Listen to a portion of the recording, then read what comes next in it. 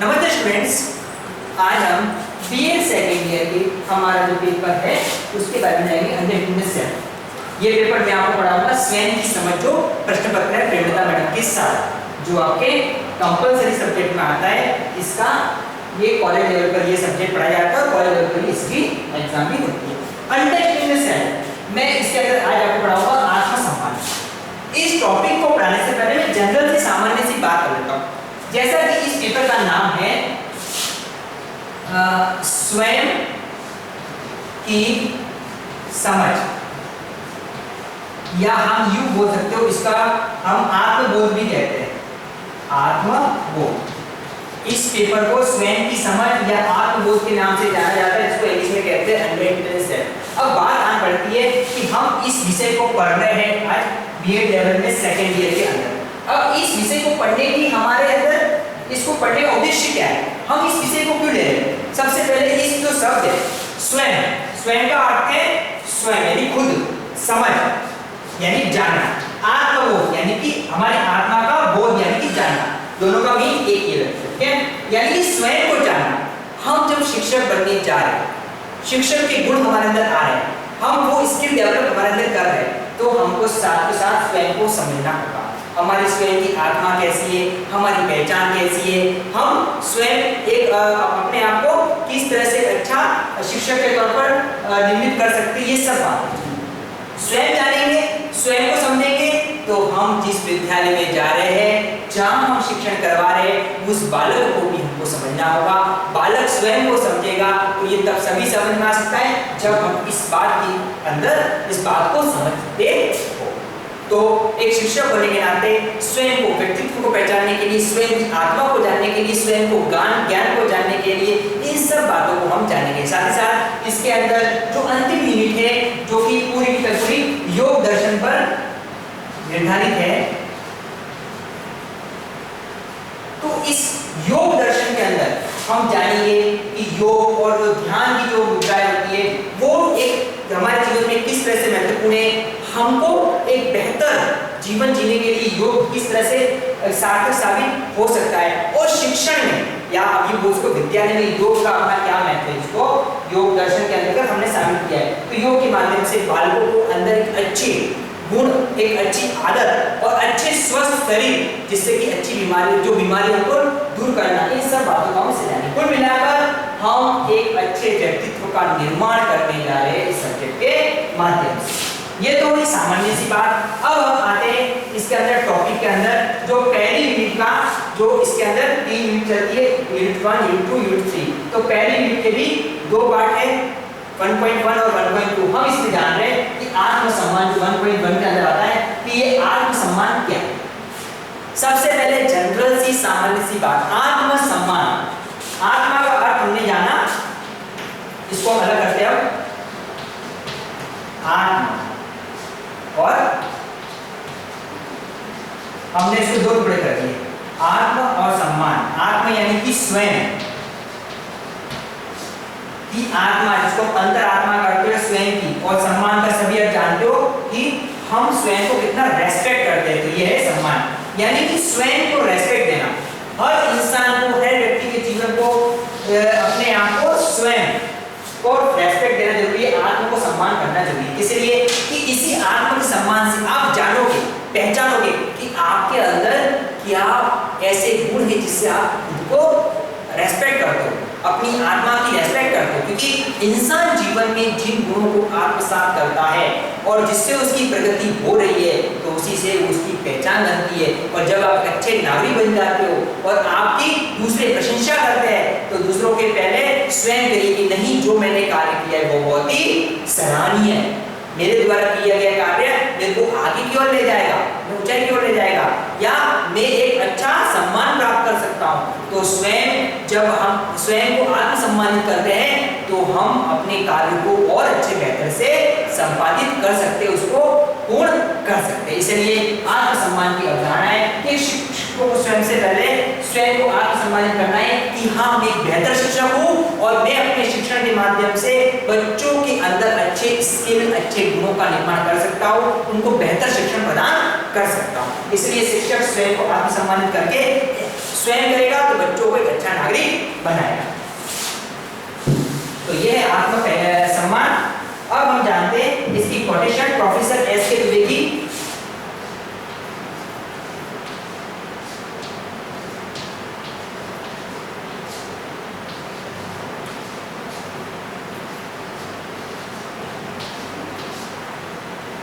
Professor S के दुबे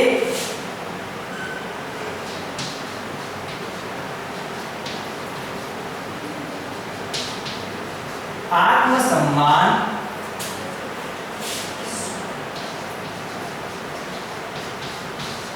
व्यक्ति के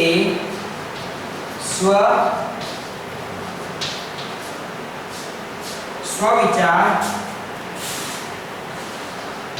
की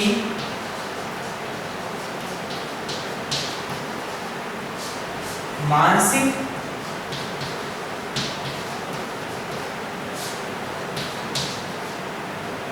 प्रक्रिया है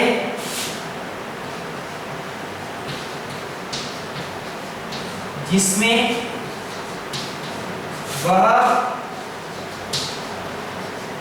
अपने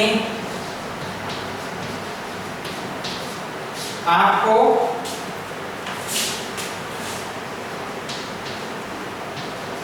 योग्य, सक्षम,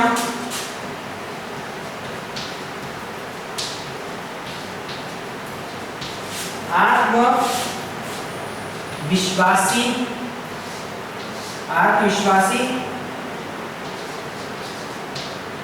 एवं कुशल व्यक्ति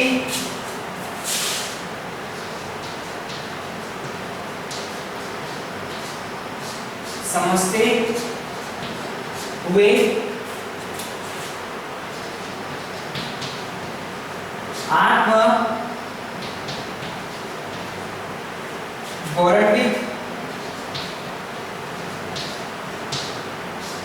आत्मगौरवित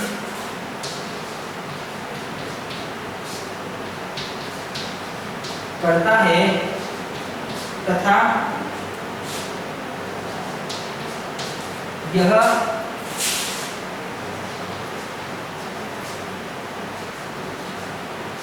अनुभव करता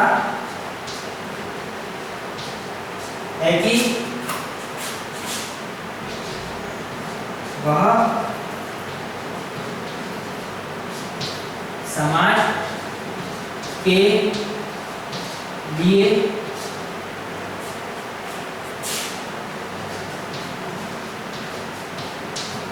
आदर्श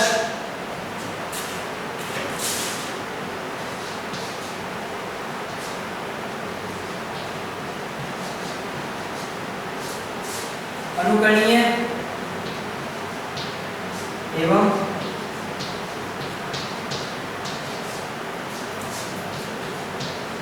उपयोगी, ये परिभाषा दी है प्रोफेसर एस के दुबे आत्मसम्मान के संदर्भ में। अब आइए हम इस परिभाषा को जानें।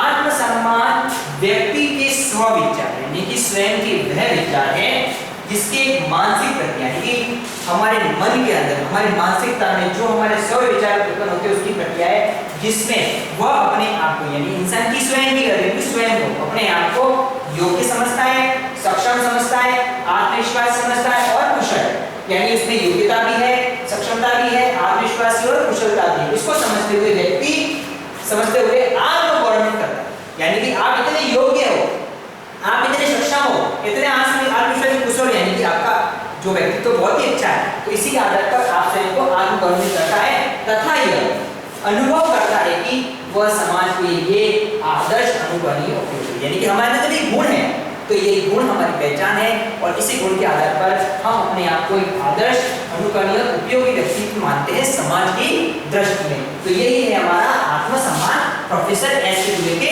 शब्दों में। तो हमने जाना कि आत्मसम्मान क्या है, इसकी अवधारणा को जानते हुए इसके परिभाषा को हमने जाना। अब हम जानते हैं कि इसकी विशेषताएं, जो ये आत्मसम्मान है इसकी क्या क्या विशेषताएं।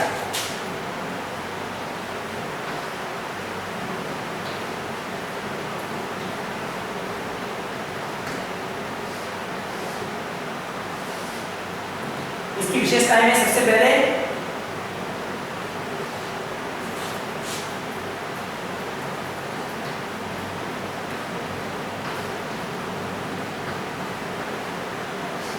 आत्मविश्वास,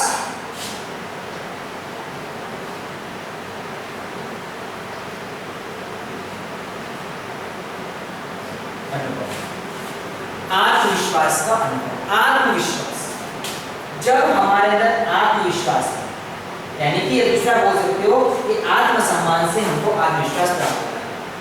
हम अच्छे नागरिक हैं, हमारे अंदर अच्छे गुण हैं, अच्छा हमारा व्यक्तित्व है, अच्छा कौशल है, इसका मतलब हम कर सकते हैं, कुछ भी अच्छा कार्य कर सकते हैं। तो उस कार्य को अच्छा करने का मतलब हमारा आत्मविश्वास अच्छा।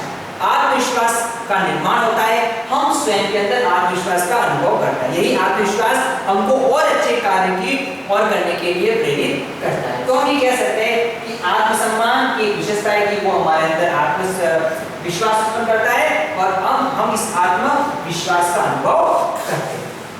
दूसरा है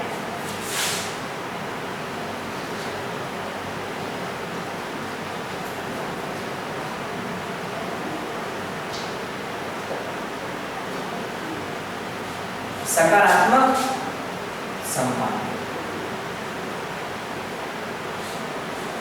सकारात्मक सम्मान, सकारात्मक यानी पॉजिटिव।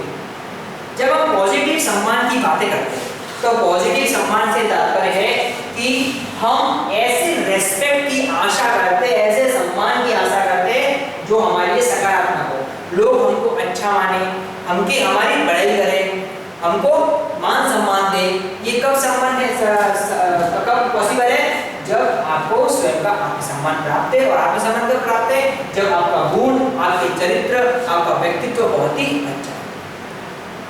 ठीक है, जैसा कि बहुत से ऐसे महापुरुष हुए, विद्वान हुए, जिन्होंने अपने अच्छाइयों से, अपने पॉजिटिव व्यक्तित्व से अपने आप की एक पहचान बनाई। जैसे कि महात्मा गांधी जैसे हुए या बहुत से ऐसे महापुरुष डॉक्टर एपीजे अब्दुल कलाम जैसे हुए।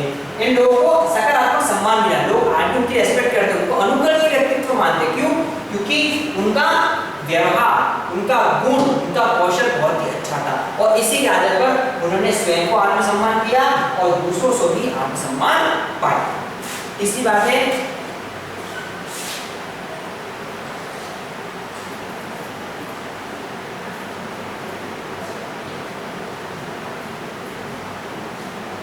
सुरक्षा का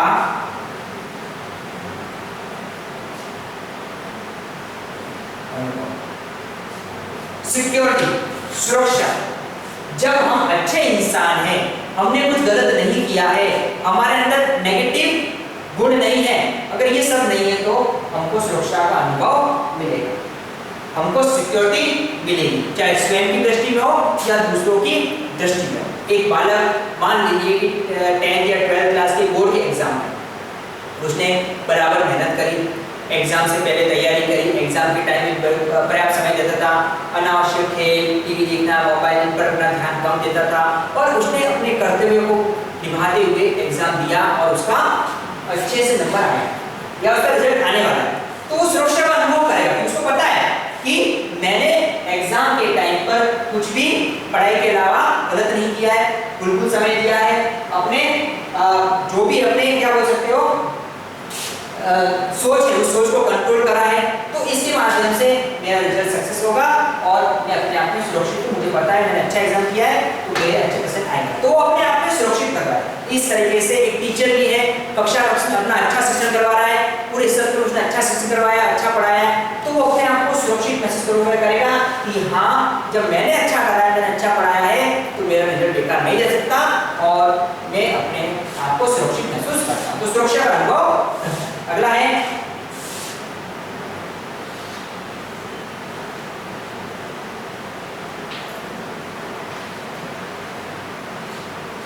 सामाजिक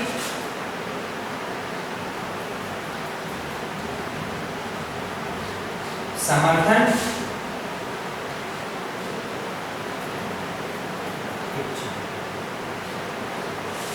जब हम कुछ अच्छा कार्य करते हैं, जैसे मान लीजिए एक बालक ने 12th में मेरिट का स्थान प्राप्त किया, मेरिट में आया है तो वो अपने एक्सेप्ट करेगा, वो ऐसी उम्मीद करेगा कि उसको सामाजिक समर्थन मिले। सबसे पहले उसके परिवार के सदस्य उसका रेस्पेक्ट करें, उसके बाद उसके फ्रेंड्स होते हैं, उसका आस पड़ोस उसका रेस्पेक्ट करें, उसको मान सम्मान दे।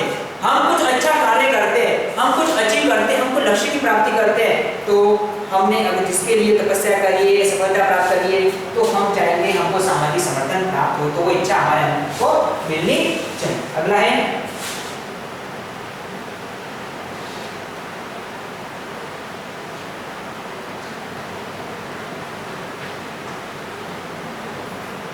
चुनौतियों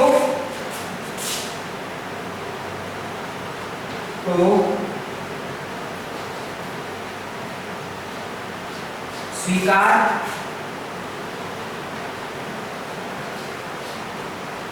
करने की, चुनौतियों को स्वीकार करने की इच्छा। आत्मसम्मान के लिए हमको बहुत से ऐसे कार्य करने पड़ते हैं जो सकारात्मक हो, उसके लिए हमको कुछ ऐसे कार्यों की अवहेलना करनी पड़ सकती है, जैसे कि एग्जाम के लिए हमको अनावश्यक खेल वगैरह इनसे दूर रहना पड़ सकता है, या कुछ भी हमारे जीवन में लक्ष्य है, उस लक्ष्य को प्राप्ति के लिए हमको दूसरे का त्याग करना पड़ता है। तो इसके लिए जो भी चुनौतियां हमारे सामने आ रहे हैं, उस चुनौतियों को स्वीकार करने की अंदर इच्छा होनी चाहिए। यानी कि अगर आप आत्मसम्मान प्राप्त कर रहे हो, कुछ अच्छा प्राप्त करने जा रहे हो, तो आपके सामने चुनौतियां आएगी, उन चुनौतियों को आपको स्वीकार करना होगा, उसकी इच्छा रहेगी। अगला है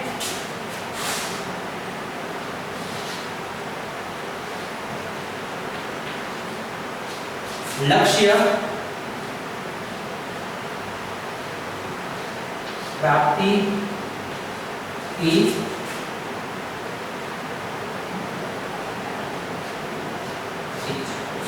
लक्ष्य प्राप्ति, जो हमारा टारगेट होता है, जो हमारा लक्ष्य है, उस लक्ष्य प्राप्ति की हमको इच्छा है।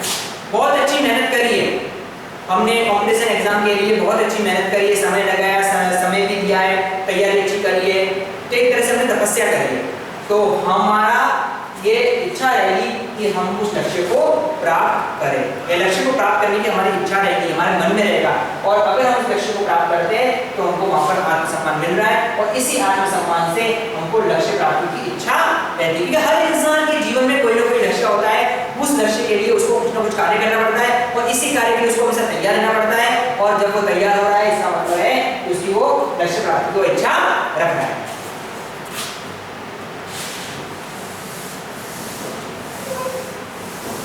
अगला है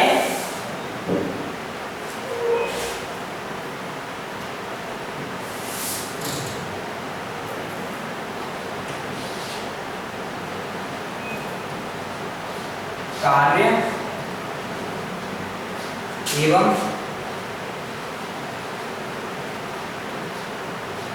व्यवहार में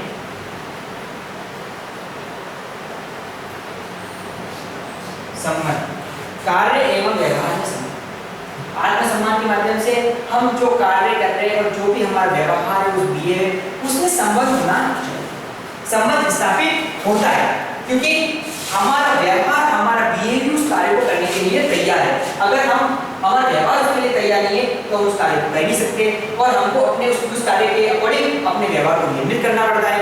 तो व्यवहार और कार्य, जो भी सकारात्मक कार्य है, जो भी पॉजिटिव कार्य है, जिस कार्य को हम करने जा रहे हैं किसी भी संदर्भ में, उस कार्य के अकॉर्डिंग हमको हमारा व्यवहार बनाना होगा। एक शिक्षक को हमेशा कक्षा कक्ष में जो कार्य कर रहा है शिक्षक में, उसमें अपना व्यवहार हमेशा कैसा रखना पड़ेगा, सकारात्मक रखना पड़ेगा। बच्चों के साथ सहानुभूति वाला व्यवहार करना, अन्य शिक्षकों से सहानुभूति करना। अगर वो अपना नकारात्मक व्यवहार रखता है, उनको डांटना, धमकाना वगैरह वगैरह, चिड़चिड़ापन, तो ये नेगेटिव व्यवहार उसको आत्मसम्मान नहीं देगा। दूसरे स्वयं पे छोड़ो, दूसरे लोग भी उसको उसकी सम्मान प्रदान नहीं करेंगे और उसके पीछे से बुराई वगैरह कर सकते हैं। इसलिए जो कार्य करते हैं उस कार्य को, जो व्यवहार है, वो संबंध स्थापित करना होगी, कैसा सकारात्मक रूप में करना होगा। अगला है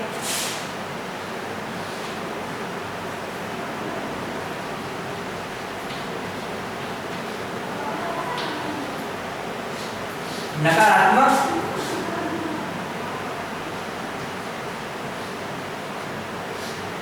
सोच का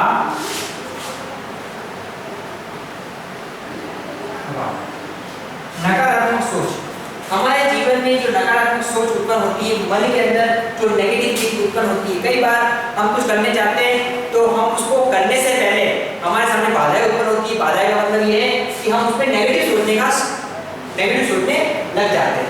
एक बच्चा एग्जाम की तैयारी कर रहा है और वो पहले से घबरा जाता है, क्या पता मैं पास हो पाऊंगा कि नहीं पाऊंगा, कहीं फेल नहीं हो जाओ, मुझे घर द्वार पापा से डांट नहीं पड़ जाए, दूसरे परिवार में क्या सोचेंगे, तो ये सब नेगेटिव सोच होती है। हम कंपटीशन की तैयारी कर रहे हैं और कंपटीशन की तैयारी के समय क्या पता हमको सक्सेस मिलेगी। अभी तो सीटें तो है सिर्फ 5000 और आवेदन है 10 लाख, और 5000 मेरा नंबर कहां से लगेगा, ये सब हमारी क्या है, नेगेटिव सोच है। तो हमको इस तरह की सोचों को दूर करना है, उसको अभाव यानी कि उसको हमारे अंदर नहीं आने देना है। अगर हम ऐसी सोचों को पालेंगे तो हम कुछ भी अच्छा नहीं कर सकते। इसलिए हमको नकारात्मक सोच का अभाव पाना होगा और आत्मसम्मान हमारे नकारात्मक सोच को दूर करता है। अगला है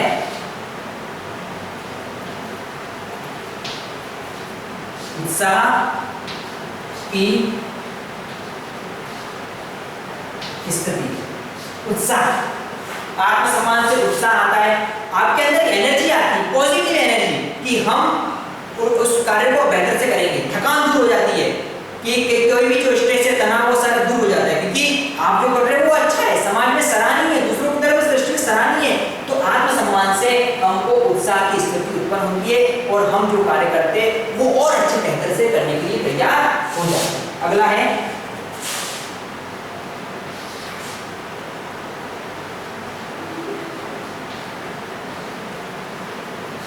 मानसिक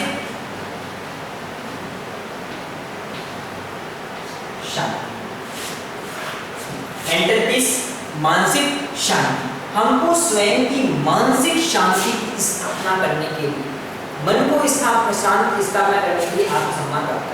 स्वयं को सम्मानित किया, दूसरों को सम्मान करते हैं तो आप रिलैक्स महसूस करते हो, मन से रिलैक्स करते हो कि हाँ जो हमने करा बहुत अच्छा है। आपको किसी तरह का कोई डर, कोई तनाव, किसी तरह की कोई समस्या अंदर से उत्पन्न नहीं होगी और यह मानसिक शांति हमको आत्मसम्मान के माध्यम से प्राप्त होती है। और हर इंसान को जीवन में अपने आप में मानसिक शांति स्थापित करना जरूरी है। कभी भी तनाव में नहीं रहना चाहिए, चाहे वो कोई भी पर्सन हो, कोई भी व्यक्ति हो। तनाव हमेशा हमको कहीं ना कहीं बीमारियां हमको प्रदान कर सकता है। इसलिए तनाव से दूर रहना, मानसिक शांति। तो मानसिक शांति हमको कब मिलेगी, जब हम कुछ अच्छा कर रहे हैं, हम कुछ गलत नहीं कर रहे हैं, हम जो कर रहे हैं वो देश, समाज, परिवार सबके योग्य है। तो वही कार्य हमको मानसिक शांति दिला सकता है। इसमें लास्ट है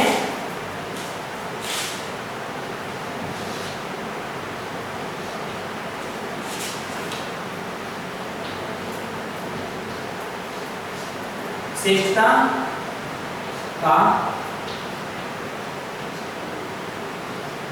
अनुभव। श्रेष्ठता अपने आप में हमारी प्रगति पर निर्भर करती है। आप कितने श्रेष्ठ हो, आप में कितनी योग्यता है, आप में कितनी वो कैपेसिटी है जिससे आपने श्रेष्ठता प्राप्त करी। हम किसी कार्य को करते हैं और उस कार्य में सफलता प्राप्त करते हैं तो हम कहने का मतलब श्रेष्ठता है। किसी भी कार्य को हम करने जाते हैं, सफलता जरूरी नहीं हमको एक बार मिल जाए, उसके लिए बार बार प्रयास करना पड़ेगा। हम बार बार प्रयास करेंगे, उस प्रयास से हमको सफलता जरूर मिलेगी। ये बात मान के चलिए कि किसी कार्य को हम करते हैं, एक बार में जो गलतियां होती है वो दूसरी बार में कम होती है, तीसरी बार में कम और कम होती है। और एक समय ऐसा है कि गलतियों की गुंजाइश है, जैसे कि हमने तो थॉर्नडाइक का नियम भी पढ़ा है कि बार बार जो बिल्ली प्रयत्न करती थी उस प्रयत्न से क्या हो रहा था, त्रुटियां कम हो रही थी। तो ये नियम भी हमारे लिए यहाँ लागू होते हैं। हम बार बार जो कार्य करते हैं उस कार्य में गलतियां कम होती है, श्रेष्ठता बढ़ती है और अंत में हम उस श्रेष्ठता के माध्यम से स्वयं के अंदर श्रेष्ठता का अनुभव करते हैं। तो ये हमने जाना कि आत्मसम्मान क्या है और इसकी विशेषताएं क्या है। इसी विशेषताओं के माध्यम से हम ये समझ सकते हैं कि हमारे जीवन में हम जब हम शिक्षक बनने जा रहे हैं, शिक्षक का पेशा प्राप्त करने जा रहे हैं, तो हमको आत्मसम्मान होना कितना जरूरी है। यानी कि आप अपने अंदर की आत्मा को समझिए, यही अंदर की आत्मा आपको एक अच्छा नागरिक बनाने के लिए तैयार कर रही है और यही अच्छा नागरिक एक आपको अच्छा शिक्षक बना रही है। इसके लिए हमको अंदर से और स्वयं को आत्मसम्मानित करना है और यही आत्मसम्मान स्वयं करेंगे तो जो स्टूडेंट्स है, हमारे जो कक्षा में पढ़ने वाले बालक है, उन बालकों को भी हम एक अच्छा भविष्य निर्धारित या उसको भविष्य के अकॉर्डिंग तैयार कर सकते हैं। अब आपका असाइनमेंट है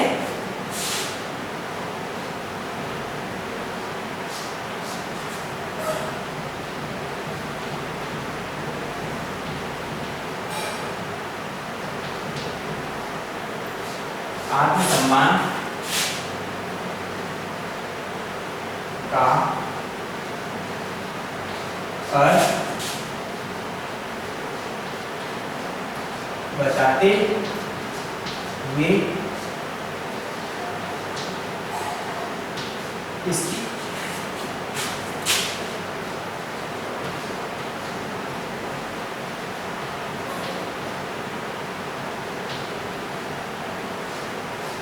विशेषताओं को बताएं। आत्मसम्मान क्या है, इस आत्मसम्मान का अर्थ बताते हुए इसकी जो भी हमने विशेषताएं लिखी उसके बारे में आपको बताना है। स्टूडेंट्स, ये गृह कार्य करने के लिए आपको स्वयं की समझ अंडरस्टैंडिंग के नोट रजिस्टर तैयार करना होगा और उसमें जो भी मैं और प्रेरणा जो भी आपको असाइनमेंट देते हैं उस असाइनमेंट को आप इसमें पूर्ण करेंगे। ठीक है, अब हम जैसा कि सभी को पता है कि ये जो समय है, परिस्थिति है, वो बहुत ही विपरीत है और हमारे अनुकूल नहीं है। तो इस जो कोरोना काल है जो हमारे सामने स्थिति प्रकट हो रही है, इसमें हमको एक शिक्षक, हमको पता है कि हम अभी शिक्षक हैं, तो हमको ये जिम्मेदारी समझनी होगी। स्वयं तो बचेंगे, परिवार, आसपास पड़ोस में जागरूकता चलाएंगे। ये जागरूकता बहुत जरूरी है क्योंकि हम देख रहे हैं कि लोगों के अंदर जागरूकता नहीं है। वो जैसे स्थिति सामान्य है, परिस्थितियाँ सामान्य है और अपना जीवन वैसे यापन कर रहे हैं, लेकिन हमको पता है कि परिस्थिति सामान्य नहीं है और परिस्थितियाँ विपरीत होती जा रही है। इसलिए जागरूकता ही एक ऐसा माध्यम है जिससे इस बीमारी को निजात पा सकते हैं। हर इंसान को समझाइए कि आप भीड़ भाड़ वाली जगह मत बनाइए, सबसे दूरी बना के रखिए। तो दूरी बना के भी अपना काम कर सकते हैं और जब भी घर से बाहर निकलो मास्क का प्रयोग कीजिए और अनावश्यक जो सारी जगह वहाँ थूक का वगैरह ये चीज़ें नहीं होनी चाहिए, क्योंकि हम सतर्क है तो देश को हम सतर्कता प्रदान करेंगे और इस बीमारी से निजात दिलवाएंगे। इसलिए हमको इस बीमारी से जल्दी से जल्दी निजात पाना है और स्वयं को जब भी घर से बाहर निकलते हैं तो मास्क का प्रयोग करोगे और हाथ में हमेशा सैनिटाइज रखोगे और इसके साथ इस बीमारी से हम जल्दी जल्दी निजात पा सकते हैं। Okay, thank you.